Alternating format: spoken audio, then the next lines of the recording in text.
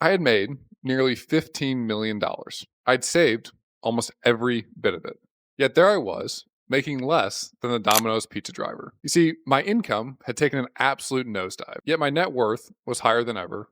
Yet there I was, feeling more anxiety around money than ever before. Now, before you click off or think this video is not for you, just remember your situation, your numbers, your age are probably going to look a little bit different than mine. They're probably going to look a little bit different than athletes, but you two are going to experience a similar situation. When you retire, you'll be faced with this idea that all of a sudden the paychecks have stopped and now you're living off the money. And the reality is that can create a lot of anxiety. And that's what we're going to talk about today. So let's dive in. You see, the same issue that an athlete faces is the same issue that you might face in the future. You're experiencing this for the first time. You're used to making a paycheck. And although you've saved a lot of your money and you've invested it wisely, this is the first time that all of a sudden you've gone from having a paycheck to either having no paycheck or a very, very reduced one. I think about this Abraham Lincoln quote. He said, "Give me 6 hours to chop down a tree, and I'll spend the first 4 sharpening the axe."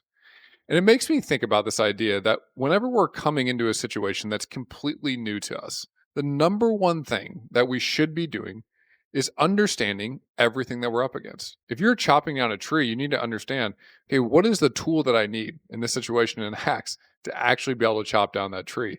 And it's the same way if you're coming into a situation where all of a sudden the paychecks have stopped, you have a lot of money saved, but you're thinking, how do I start using the money that I have? Now, this is an exact situation that we see happen time and time again with the athletes and the entrepreneurs that we serve at the moment. All of a sudden, they had a big life-changing exit. They had the huge contract and the money actually came in, but now all of a sudden the paychecks are no more.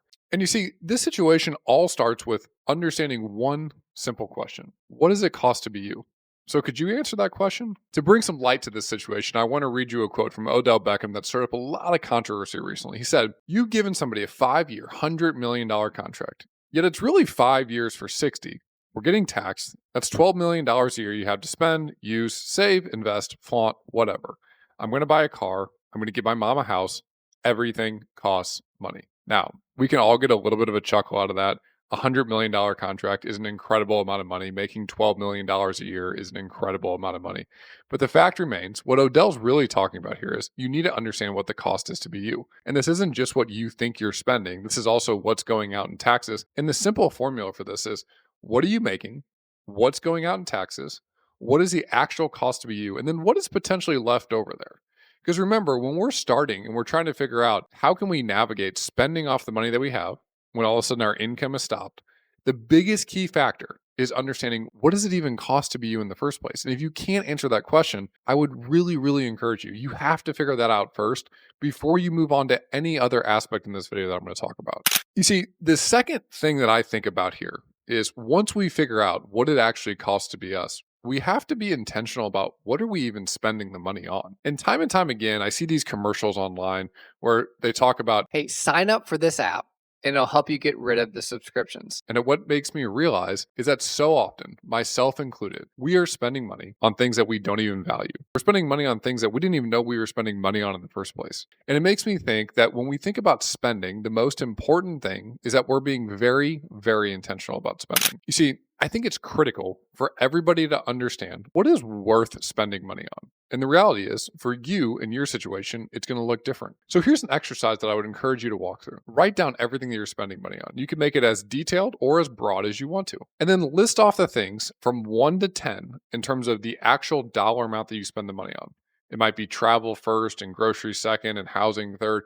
Whatever it is for you, list out all those items and rank them from 1 to 10. And then on the other side, I want you to list out the things that you value the most.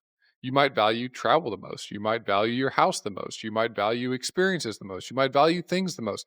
Whatever it is, I want you to list it out on the other side. And then I want you to list it out from 1 to 10. What's the most important to the least important? And I want you to look at those two lists. How many of those things line up? Does the travel line up with the travel on the other side? You're spending the most on travel, but is that the most important thing to you? Do the groceries and the food and the health line up with where they're at on the other side? And the reality is, when I think about spending, we have to be intentional about this. You see, so often as we start making more money, everybody falls into the same trap. You, as well as your favorite athlete, they fall into this idea of lifestyle creep. And oftentimes we are spending money on the things that are actually the least valuable to our life. They're the things that help to show that we're successful. or just portray this successful image to somebody. So I want to ask you a question. The fancy watch you bought, the nice new car you bought, the big house you bought, the extravagant vacation you went on, if nobody knew that you had those things, if nobody could ever see it, or if you couldn't tell anybody about that experience or that thing that you have, would you still buy it? And I think this is a really good barometer for starting to get intentional around our money, because so often it's not just athletes that fall into this idea of lifestyle creep. It's everybody that's out there. And the reality is we have to, one, understand what it costs to be us. But two, we have to be intentional about what we're even spending our money on in the first place. And we have to understand that lifestyle creep and this whole idea of ego to spend money is a real thing. And you might fall victim to it. I know I've fallen victim to it in the past. So I mentioned at the beginning of this video, I had all this anxiety around money. And I want to tell you about how I solved it in my own personal words. So I had all this money. I had been a really, really good steward of the money that I earned from baseball. Yet there I was, no big income coming in, just a small amount of income coming in as I was figuring out what was next. And I really established 3 key concepts that I think can help you do the same thing. I got very clear on what it costs to be me. We talked about this a little at the beginning, but you have to understand just the basic elements of what are you making? This could be portfolio income. This could be earned income. What is your tax bill? And then ultimately, what are you spending and what's left over? The second thing was I needed to get really clear. I needed to get really intentional on what my spending was. What did I actually value? What did I actually want to spend money on? Because for me, what I realized was the biggest goal of money is 2 things. 1, I want to create experiences. And 2, I want to give myself optionality. If buying the fancy new watch or buying that big new car started to limit my optionality, I was telling myself that that wasn't important. So I need to make sure that I was being very, very intentional about what my spending was actually on. And then the third thing I did was I started to close the spending versus the income gap. And what I mean by that is if on one side I'm spending X amount of dollars per month, and on the other side I have X amount of dollars per month coming in from portfolio income and a little bit from earned income at that standpoint. So what that means is my spending was up here, my income was down here. I had this big gap in the middle. And I needed to understand, okay, what would it take for me to start closing that gap? And the reality was it wasn't going to happen on day 1, and that was okay. But I need to take the next best step and start to figure out what did it look like to close that gap. I think too often, whether you're an athlete, whether you're an entrepreneur, whether you're newly retired, we can get so stuck because we're just too afraid to move.